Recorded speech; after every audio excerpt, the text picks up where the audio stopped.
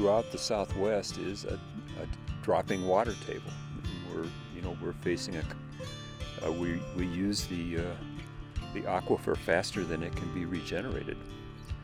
And lots of these areas, like we're seeing here, where the river is cut down, the loss of floodplains, the loss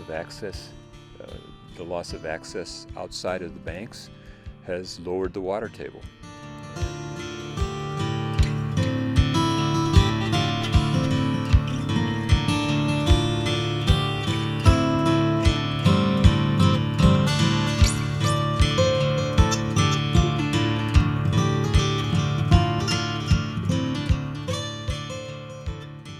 The importance of water can't be overestimated in the Southwest, and will be even more important with coming climate change.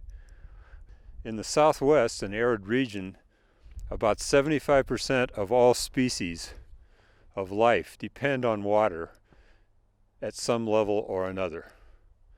So reestablishing these pools that were once here is very critical to restoration of native plants and animals. And one of the goals of this ranch from the beginning, before it became a refuge even, was as a refugia for native species.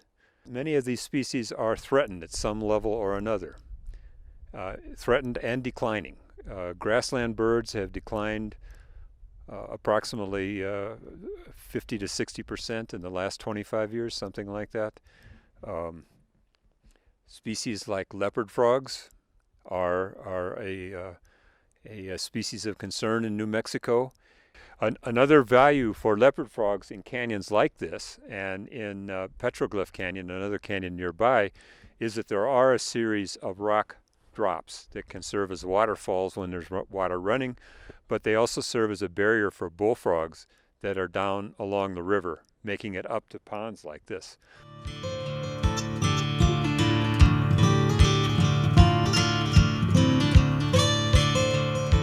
Bill came to be involved, I think, in 2006 or 2005. Do you remember, Bill? Five, okay. We wanted to do some projects with ecological restoration, and so we contacted Partners for Fish and Wildlife, a branch of the U.S. Fish and Wildlife Service that funds and sponsors programs like this, and we called Bill and asked him to come to the ranch and start helping us with this work. We knew of his work with One Rock dams and Zuni bowls and erosion and restoration of water table.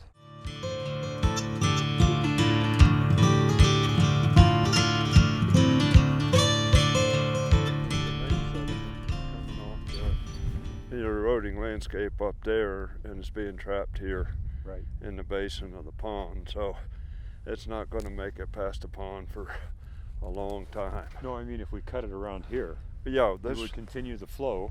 Yeah. Plus you would pick up sediment from this spot. Yeah, we would pick up sediment from there. We would pick up sediment from everything back this way. And deposit it would down be on the One Rock available dams. down in the stream and then up at the One Rock Dam. Okay, so there's a landform right there that's almost equal to the bathtub ring that goes around the pond. That shows how deep the pond usually gets. And then we got the spillway here behind us, and that water never goes out there. So this is far in excess. The capacity of this pond is far in excess of the amount of water produced by the watershed. Success proceeds much more quickly if we have a good supply of sediment. We can't restore the valley bottom without sediment to build it back. So if we get in a situation where we have very little sediment because we're down to bedrock for long distances, or the watershed's in excellent condition, ironically it'll take longer to restore a stream in that situation than in one where the watershed's in less good condition.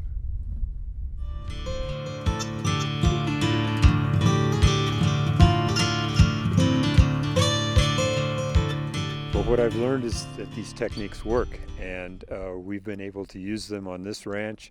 We have been able to raise the water table. We have been able to store water in places where it does not evaporate as quickly, like in the canyons where the grass is taller and there's less wind and less chance for evaporation than in the stock ponds. We've been able to increase our vegetation content, our quantity and density, and that is beneficial to wildlife as well as to, if people are grazing livestock, it's beneficial for that aspect as well.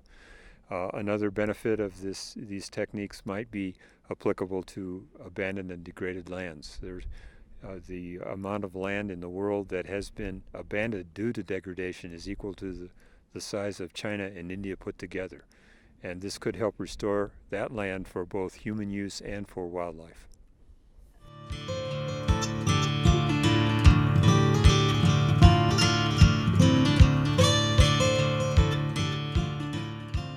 If there is one larger message, I would think that message would be that we have to learn that we depend on the ecosystems. The ecosystems don't depend on us.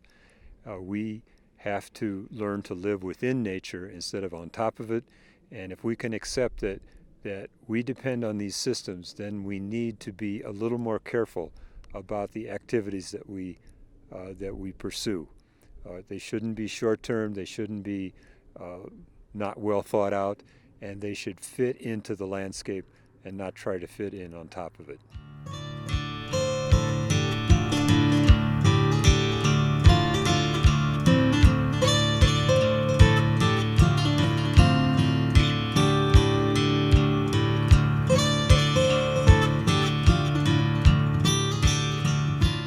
And with Bill's help and advice, I think we're starting to turn things around. I'll never see the end result in my life, but it's a long process. We know that.